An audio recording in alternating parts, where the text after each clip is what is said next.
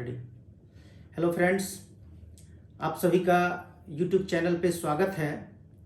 दोस्तों, आप सभी हमारे यूट्यूब चैनल से जुड़े हुए हैं। कई वीडियो आपको उपलब्ध कराया होगा और आप सभी इससे लाभान्वित हुए होंगे। अरे कई वीडियो है बीपीएससी से संबंधित, सिविल सर्विसेज से संबंधित, आप उससे लाभ ले रहे होंगे और मुझे उम्मीद है कि आप सभी आगे भी लाभ लेते रहेंगे।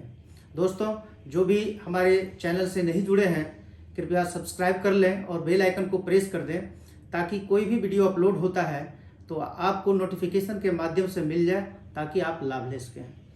दोस्तों, आज का टॉपिक है सभी सिविल सर्विसेज अभ्यर्थियों के लिए होता है प्रायः, और आज विशेषकर बीपीएससी से संबंधित है।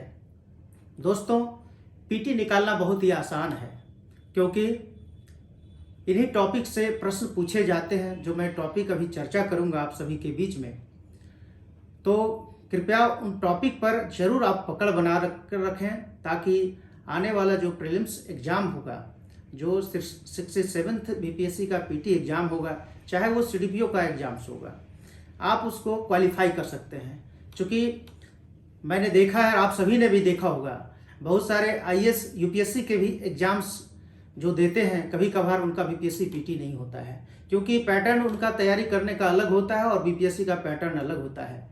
तो बीपीएससी क्वालिफाई करना भी एक स्ट्रैटेजी है और एक सही रणनीति, सही दिशा में आप तैयारी करते हैं तो पीटी निकालना आसान है। इन्हीं बिंदुओं पर मैं चर्चा करने वाला हूं कि कहां से प्रश्न आते हैं। तो सबसे पहले मैंने पूर्व में भी बताया है कि प्रश्नों की संख्या किस सब्जेक्ट से अधिक होता है। दोस्तों, मैंने पहले भी बताया था, पुनः मैं रिपीट कर दूं कि हिस्ट्री से सबसे अधिक क्वेश्चन आते हैं, जिसमें बिहार का भी स्पेशल हिस्ट्री रहता है। अगर आप राष्ट्रीय आंदोलन और हिस्ट्री में भी आप जानते हैं कि 1857 की क्रांति, सिपाही विद्रोह, आप जानते हैं कि इससे सवाल आते ही आते हैं। इसके बाद आप उसी क्रम में देखेंगे 1857, इसके बाद आप चले आएंगे 1905, 1906, चाहे वो बंगाल विभाजन हो या मुस्लिम लीग की स्थापना हो या सूरत फूट 1907 में हो, चाहे मुरली मिंटो सुधार हो, चाहे 1909, चाहे 1919, या फिर हम आगे बढ़ेंगे 1908 ईस्वी में खुदीराम बोस को आप जानते हैं कि फांसी की सजा दी गई। इसके बाद दोस्तों गांधी युग प्रारंभ होने वाला होता है, चंपारण सत्याग्रह प्रारंभ होने वाला होता है 1917, 1918, 1919, 1920, 21, 22 अनवरत, 24, 25, 26 साइमन कमीशन 28। इसके बाद दोस्तों फिर असहयोग आंदोलन के बाद हमारा सविनय अवज्ञा आंदोलन प्रारंभ हो जाता है और इसी क्रम में 1935, 36, 1935 का भारत शासन अधिनियम, फिर 36 जाएंगे और इसके बाद हमारा भारत छोड़ो आंदोलन में प्रवेश कर जाते हैं। और भारत छोड़ो आंदोलन व्यापक आंदोलन होता है जिसमें बिहार भी बढ़ चढ़ कर हिस्सा लेता है, चाहे वो आज़ाद दस्ता की टीम हो या स्टूडेंट हो, चाहे महिलाओं की बात करें या यूनिवर्सिटी से छात्र लोग, सभी लोग इसमें बढ़ चढ़ कर हिस्सा लेते हैं। किसान, मजदूर, सभी लोग, इन सभी से प्रश्न आते हैं और हिस्से से मैक्सिमम आपकी तैयारी होनी चाहिए। चूँकि 30 क्वेश्चन अगर हिस्से से पूछा जाता है तो बिहार स्पेशल भी 10 क्वेश्चन रहता है, 40 क्वेश्चन दोस्तों यहीं से आ जाता है। इसके बाद दोस्तों हिस्ट्री में आप पढ़ते हैं तो हिस्ट्री से सबसे अधिक क्वेश्चन आ गया, 30 क्वेश्चन इधर से, तो 10 क्वेश्चन बिहार स्पेशल भी हिस्ट्री से आ गया। इसके बाद दोस्तों आप जानते हैं कि इसके बाद क्वेश्चन कहां से आता है, करंट अफेयर्स से आता है। करंट अफेयर्स से क्वेश्चन दोस्तों पिछले 66 में भी देखा होगा आप लोगों ने, 30 क्वेश्चन पूछा गया, 66 से 30 क्वेश्चन। इसका मतलब है कि करंट एक दिन से नहीं होता है, उसका हमारा अनवरत प्रयास होना चाहिए कि मंथली मैगजीन पर जरूर पढ़ें। प्रतियोगिता दर्पण का दोस्तों 2-3 बार रिवीजन हर मंथ का कर लें, इससे भी आप आगे बढ़ें। एक घटना चक्र जरूर ले लें। घटना चक्र जो करेंट का एक पोर्शन होगा, आपका एक संग्रहित होगा, सार संग्रह के रूप में आपके पास सारा चीज इकट्ठित हो जाएगा, कलेक्टिव रहेगा, आप उसको जरूर पढ़ें, आपका कंप्लीट हो जाएगा। तो दोस्तों घटना चक्र को जरूर ले लें, क्योंकि 30 क्वेश्चन, और आप जानते हैं कि विगत 6 माह से 1 साल के बीच का जब आप एग्जाम देने जा रहे हैं तो आपको पिछले 1 साल का आपको करंट अफेयर्स मजबूत कर लेना चाहिए। हर एक सब्जेक्ट को देखना चाहिए। अगर अखबार भी पढ़ते हैं तो अखबार में आपको पॉइंट डाउन करना चाहिए, नोट डाउन कर लीजिए कि ये आज चाहे राष्ट्रीय न्यूज हो चाहे अंतर्राष्ट्रीय न्यूज हो। आज के डेट में दोस्तों आप जानते हैं, आप इकोनॉमिक्स से क्वेश्चन किया जाता है, इकोनॉमिक्स से क्वेश्चन किया जाता है, लेकिन इकोनॉमिक्स को करंट से कोरिलेट कर दिया जाता है। चाहे वो अंतर्राष्ट्रीय बाजार की बात हो, अंतर्राष्ट्रीय व्यापार की बात हो या राष्ट्रीय व्यापार की बात हो, प्रश्न आते ही हैं। तो दोस्तों इस सब को आप कवर करेंगे करंट से। चूंकि मैंने पहले भी कहा था, आप कोई भी दैनिक समाचार पत्र हिंदी का एक जरूर पढ़ें, चाहे वो दैनिक भास्कर पढ़ें या दैनिक जागरण पढ़ें, कोई भी एक जरूर पढ़ लें। और मैंने कहा था कि टीवी आप देखते हैं तो कई चैनल पे आप समाचार देखते होंगे, संध्या के समय में, रात के समय में। आप बिल्कुल राज्यसभा टीवी देखिए, राज्यसभा टीवी पे आपको ऑथेंटिक न्यूज मिलता है और उसको आप नोट करते हुए डेली करते जाएं। इससे क्या होगा, आपका करंट भी मजबूत होता जाएगा। तो करंट वहां से आपका कवर हो जाएगा और आप उसको जरूर करें घटना चक्र से। तो दोस्तों आपका पीडी हो गया, प्रतियोगिता दर्पण, घटना चक्र हो गया और समाचार पत्र हो गया टीवी चैनल से, आपका करंट बिल्कुल ही स्ट्रांग हो जाएगा। इसके बाद दोस्तों सबसे अधिक क्वेश्चन आता है साइंस से। साइंस से दोस्तों मैंने कहा था कि लूसेंट का साइंस एक आता है, एक सब्जेक्टिव एक ऑब्जेक्टिव भी आता है। लूसेंट का साइंस जरूर लेना। अगर आपको एक और ट्राई करना है तो विवाह में पनोरमा की बुक है साइंस की, वो भी आप दोनों में से कोई एक ले सकते हैं। मेरे नज़र में लूसेंट साइंस बेटर है, आप उसको ले लीजिए और साइंस आपका कवर हो जाएगा। दोस्तों आपको अगर कोई आर्ट्स का स्टूडेंट है तो साइंस आपको बिल्कुल ही पढ़ना ही पढ़ना होगा, नहीं तो साइंस वाले वहाँ लीड करेंगे तो आप पिछड़ जाएंगे। क्योंकि आप जानते हैं, मैंने एक दिन और चर्चा किया था कि अगर कट ऑफ हाई जा रहा है तो कट ऑफ हाई कौन कर रहा है, हम जैसे स्टूडेंट ही कर रहे हैं, क्योंकि अधिक स्कोर वो कर रहे हैं। 500 सीट है तो 5000 रिजल्ट ही 10 गुना देना है, तो रिजल्ट किसका होगा, जो स्कोर अच्छा करेंगे। तो मैं जिस पार्ट को कह रहा हूं मजबूत करने के लिए, इससे अधिक प्रश्न आते हैं, इसको आपको करना ही करना चाहिए। साइंस का आप जरूर ये पढ़ लें और साइंस को कम करना ही चाहिए, क्योंकि 30 प्रश्न वहां से आ जाते हैं। तो दोस्तों इस तरह से आपका 30 क्वेश्चन 30 क्वेश्चन 30 क्वेश्चन, आपका 90-100 क्वेश्चन तो यहीं से आ गया। इसको मोस्ट इंपॉर्टेंट आप रखें कि इन सेक्शन को हम मजबूत आधार बनाएं। अगर आप इसमें वीक पॉइंट है आपका तो इसको कंप्लीट कर लें, क्योंकि आपका आधे से अधिक मार्क्स तो यहीं से आएंगे। 150 प्रश्न पूछे जाते हैं, 150 अंकों का, आपका 90 से 100 मार्क्स यहीं से आ जाएगा। इसलिए दोस्तों आपको करंट अफेयर्स, साइंस और हिस्ट्री जरूर पढ़नी चाहिए और इसको मजबूत करना चाहिए। अगर ज्योग्राफी की बात करते हैं तो ज्योग्राफी और इकोनॉमिक्स दोनों को आप देखेंगे तो ज्योग्राफी में क्या पढ़ना है, मैंने पहले भी कहा था कि महेश वर्णवाल की किताब सफिशिएंट है, आप उसको जरूर पढ़िए।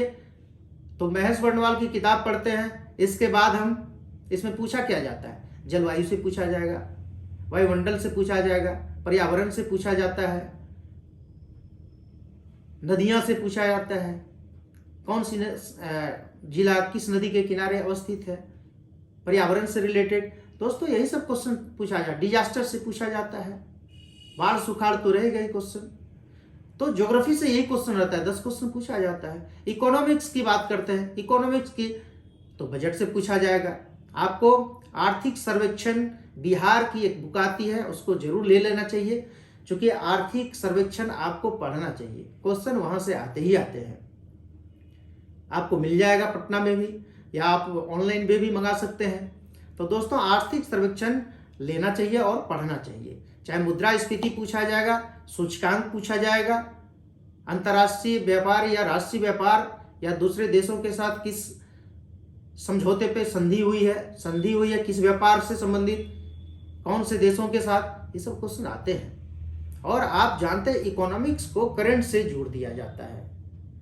आर्थिक सर्वेक्षण आप भारत के स्तर पर भी आप पढ़ लें, बिहार पे भी पढ़ेंगे ही, भारत का भी जो हमारा बजट सत्र में चर्चाएं हुई, या बजट जो हमारा किस किस सेक्टर में कितना क्या रखा गया है बजट में, वो सब जानना चाहिए। तो दोस्तों ये सब चीज को आपको पढ़ना है, चूंकि इकोनॉमिक्स एक इम्पॉर्टेंट पार्ट है, वहां से भी प्रश्न आते हैं, लेकिन अधिक करंट से ही रिलेटेड होते हैं। अगर 10 क्वेश्चन पूछा जाता है इकोनॉमिक्स तो बाकी करंट में ऐड कर दिया जाता है। 10 क्वेश्चन 7 क्वेश्चन ज्योग्राफी से पूछा जाता है। दोस्तों इसके बाद आता है इंडियन पॉलिटी। इंडियन पॉलिटी दोस्तों बड़ा ही व्यवहारिक प्रश्न आता है, जो हम लोग सभी जानते भी हैं और उसको पढ़ना चाहिए, जानना चाहिए। क्या पूछा जाता है? प्रस्तावना जानना चाहिए। क्योंकि 10 क्वेश्चन 12 क्वेश्चन रहता है तो प्रस्तावना हमको जानना चाहिए। संविधान की अनुसूची को जानना चाहिए। संविधान के भाग 22 है तो वो जानना चाहिए। पहले अनुसूची 8, इसके बाद 12 हो गया। तो दोस्तों अनुच्छेद को, कुछ इंपॉर्टेंट अनुच्छेद है उसको पढ़ना चाहिए। संघ राज्य क्षेत्र के बारे में पढ़ना चाहिए। नागरिकता के बारे में जानना चाहिए। मौलिक अधिकार के बारे में जानना चाहिए। मौलिक कर्तव्य के बारे में जानना चाहिए।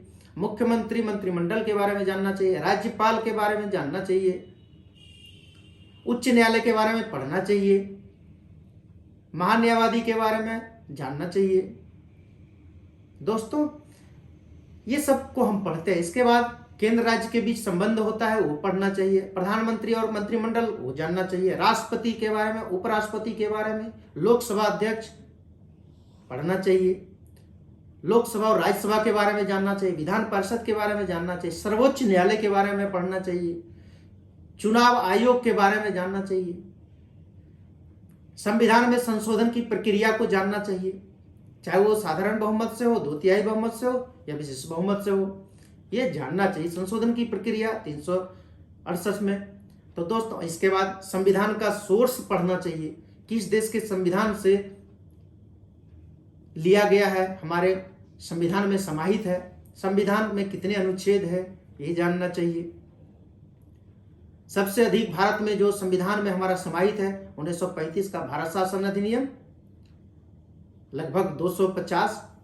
इसके बाद जो हमारे और संविधान में संशोधन है जो दूसरे देशों से लिया गया सोर्स, चाहे वो साउथ अफ्रीका से संशोधन की प्रक्रिया हो, चाहे संघात्मक व्यवस्था कनाडा से हो, चाहे संसदीय प्रणाली ब्रिटिश से हो, या नीति निर्देशक तत्व रूस से हो, चाहे आपातकालीन व्यवस्था हमारा जर्मनी से हो, ये सब हमको पढ़ना चाहिए। आपातकालीन व्यवस्था जानना चाहिए जो हमारे भारतीय संविधान में है, 352, 356, 360। दोस्तों इन सब टॉपिक से ही प्रश्न पूछे जाते हैं। जितना मैं टॉपिक बताया हूं इन्हीं टॉपिक से प्रश्न आते हैं और इन सबको याद करना चाहिए। दोस्तों सिविल सर्विसेज एग्जाम से एक ऐसा एग्जाम है जिसमें आपको समझना तो चाहिए ही, और जहां रटने की आवश्यकता वहां रटना भी चाहिए। अगर अनुच्छेद हमको रटना है तो रटना भी है, और एक फ्लो में पढ़ेंगे, फ्लो में याद रखेंगे। 395 अनुच्छेद है तो हम शुरुआत से देखते जाएंगे, 1, 2 संघ राज्य क्षेत्र, फिर नागरिकता, फिर मौलिक, जो इंपॉर्टेंट है। 395 अनुच्छेद की आवश्यकता नहीं है। अगर अनुसूचित जाति अनुसूचित जनजाति को प्रतिनिधित्व किस एक्ट में दिया गया, अनुच्छेद में दिया, उसको जानना चाहिए। ये सब दोस्तों पूछा जाता है प्रश्न। आप अमूमन निकालेंगे प्रीवियस ईयर का क्वेश्चन तो इन्हीं से सवाल किए जाते हैं, इन्हीं से सवाल पूछे जाते हैं। इसलिए दोस्तों इसको जानना चाहिए। दोस्तों हौसला तो आपको रखना ही होगा। अगर हौसला नहीं रखेंगे तो स्वाभाविक है कि आप आगे नहीं बढ़ पाएंगे। हाथ बांधे क्यों खड़े हो, हाथ बांधे क्यों खड़े हो हादसों के सामने, हादसे भी कुछ नहीं है हौसलों के सामने। इसलिए दोस्तों हौसला बनाकर रखना है। आपका हौसला ही आपको मंजिल ले जाएगी। इसलिए दोस्तों आप जानते हैं कि जिंदगी में आए हैं तो कुछ कर कर जाना है और कुछ नाम कर लिख जाना है। जिंदगी में जीता तो हर कोई है, मरना तो सबको एक दिन है, लेकिन ऐसा नहीं कि आप जानते हैं सिकंदर को लोग याद करते हैं। क्यों याद करते हैं? कुछ ऐसा कर गए। लोग तो जिंदे को याद ही नहीं रखते हैं तो मुर्दे को कौन याद रखेगा। मरने के बाद भी लोग याद करें, कम से कम एक अमिट छाप छोड़ जाए। दोस्त बनने वाले से ज्यादा बनाने वाले का नाम होता है। आप सफलता अर्जित करेंगे, आपके पेरेंट्स का नाम होगा। आप जानते हैं सफल जब होते हैं लोग आपके कदमों को चूमते हैं, आपकी बड़प्पन को आप सलाम करते हैं, उगते हुए सूर्य को सब सलाम करते हैं।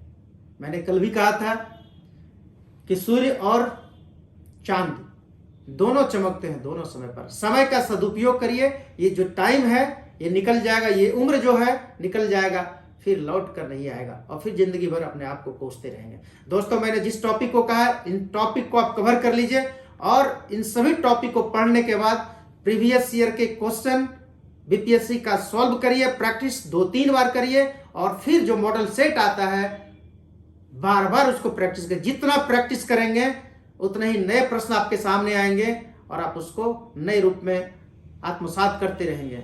इसलिए दोस्तों, पढ़िए मन लगाकर और प्रैक्टिस अधिक से अधिक करिए, रिजल्ट आपका श्योर है और आप बीपीएससी पीटी क्वालिफाई करेंगे, ये मेरी गारंटी है। सिर्फ इन बातों को ध्यान रखकर आप मेहनत करिए। दोस्तों, आप सभी अवगत हैं कि कल संडे का दिन है, अवकाश का दिन है।